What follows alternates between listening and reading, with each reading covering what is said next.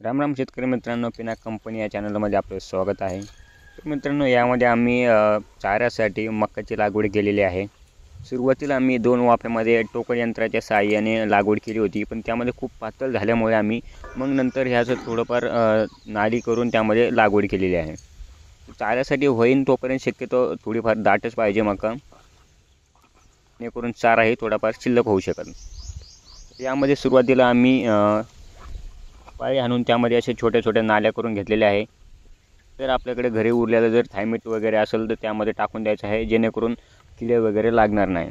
आणि त्या नालीमध्ये मका टाकताना आपल्याला त्यामध्ये थोडंफार खत टाकायचं आहे। तर बघू शकता तुम्ही, आम्ही या नालीमध्ये मका टाकल्यानंतर 20-20-0-13 हे खत टाकलेलं आहे थोड्या प्रमाणात, जेणेकरून मका ही चांगली येऊ शकत। आणि नालीमध्ये मका लावण्याचा एक फायदा आहे, जेणेकरून नंतर पक्षी त्याला उकरत नाही आणि डुकरांचा सुद्धा ताप राहत नाही।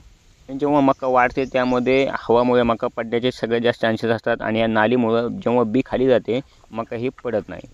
बघू शकता अशा प्रकारे मका एकदम तुटक तुटक पद्धतीने टाकायची आहे, आणि त्यामध्ये त्याच सरीमध्ये थोड्या प्रमाणात खतसुद्धा टाकायचं आहे, आणि ही नाली आपल्याला बुजून घ्यायची आहे।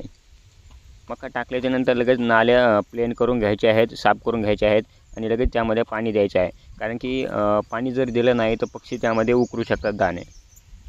चाऱ्यासाठी शक्यतो टोकननं लागवड न करता आपल्याला अशा छोट्या छोट्या नाल्या करून त्यामध्ये हातानंच टाकायची आहे। टोकननं मका खूप पातळ होते आणि त्यामध्ये जास्त चारासुद्धा निघत नाही, ह्या अशामध्ये चारासुद्धा जास्त निघतो।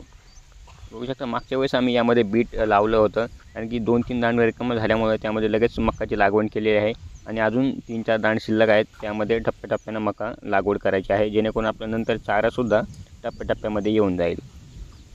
शकतो समोर लगेच आमची लागवड चालू आहे, आणि दुसऱ्या लगेच सपाट करणं सुद्धा चालू आहे।